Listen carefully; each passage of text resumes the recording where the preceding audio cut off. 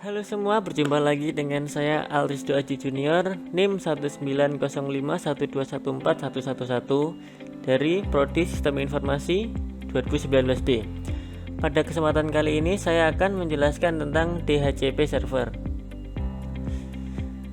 Pertama, pengertian. DHCP Dynamic Configurasi Protocol adalah layanan yang secara otomatis memberikan nomor IP kepada komputer yang memintanya.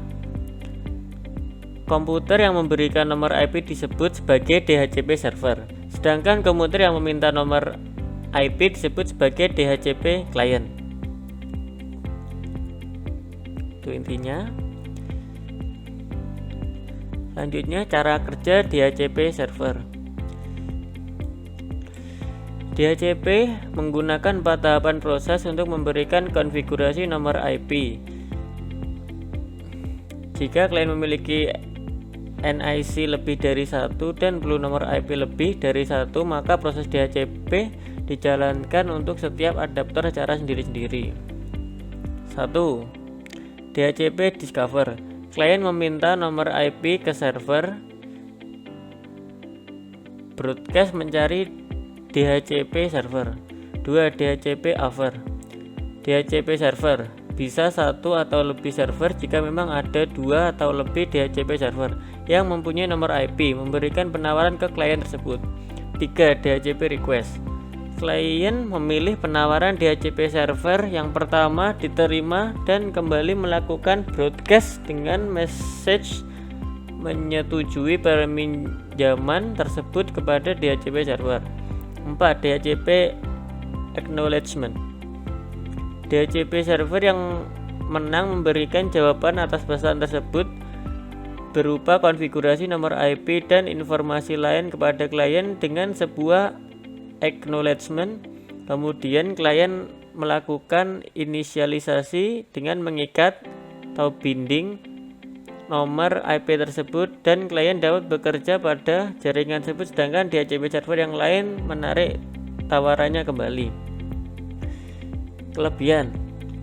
1. Memudahkan dalam transfer data kepada PC klien lain atau PC server. 2. DHCP menyediakan alamat-alamat IP secara dynamic dan konfigurasi lain. DHCP ini didesain untuk melayani network yang besar dan konfigurasi TCP/IP yang kompleks. 3. DHCP memungkinkan satu klien menggunakan alamat IP yang reusable. Artinya alamat IP tersebut bisa dipakai oleh klien yang lain jika klien tersebut tidak sedang menggunakannya atau off.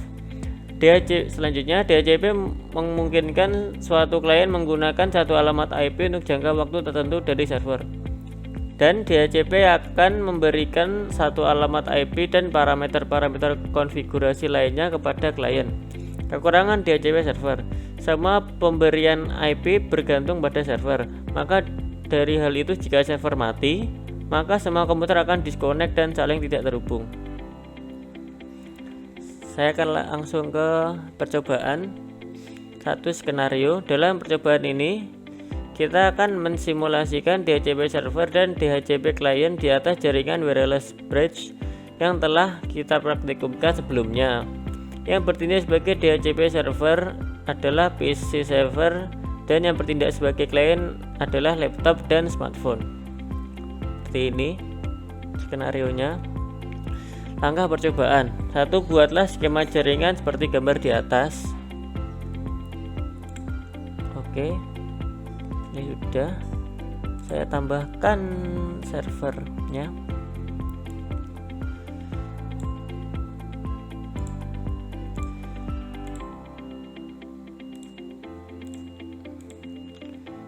Selanjutnya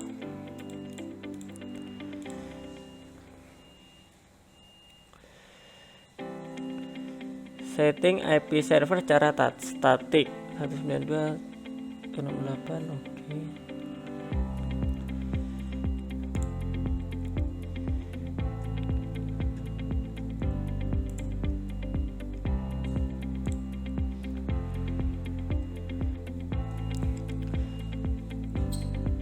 Config fast ethernet 0.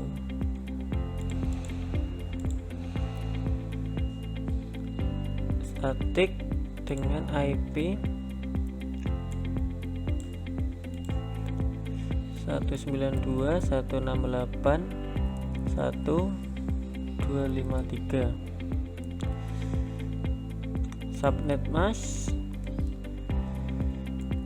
128.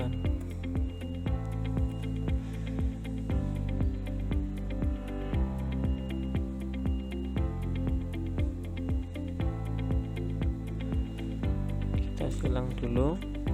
Selanjutnya aktifkan DHCP server dengan konfigurasi seperti gambar berikut. Di server lagi DHCP, oke. Server DHCP.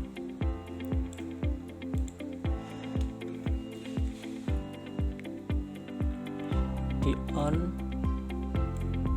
default gateway diisi 192.168.1.254. DNS nya 333.33.33.1. Ini diganti 151. Oke. 128 maksimum user 50. Lalu saya save. Oke, sudah tersave.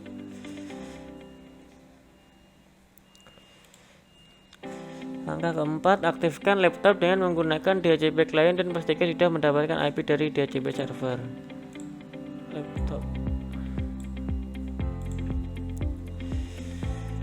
desktop IP configuration, ini static dirubah ke DHCP. Ini requesting IP address, DHCP request successful, dengan otomatis diisi dari DHCP nya. Berarti ini berhasil yang di laptop. Selanjutnya di smartphone, public configuration, aktifkan pula smartphone dengan menggunakan DHCP client dan pastikan sudah mendapatkan IP dari DHCP server. Ini static dirubah ke DHCP. Requesting IP address, nah, DHCP request successful. Sudah terisi secara otomatis, jadi langkah kita berhasil. Oke. Mungkin terima kasih semuanya, mungkin segitu dulu praktek dan penjelasan dari saya. Semoga ada kurang lebihnya mohon maaf. Semoga penjelasan dari saya dapat diterima dan dapat berbagi ilmu dengan teman-teman semua. Sampai berjumpa dengan saya kembali. Terima kasih.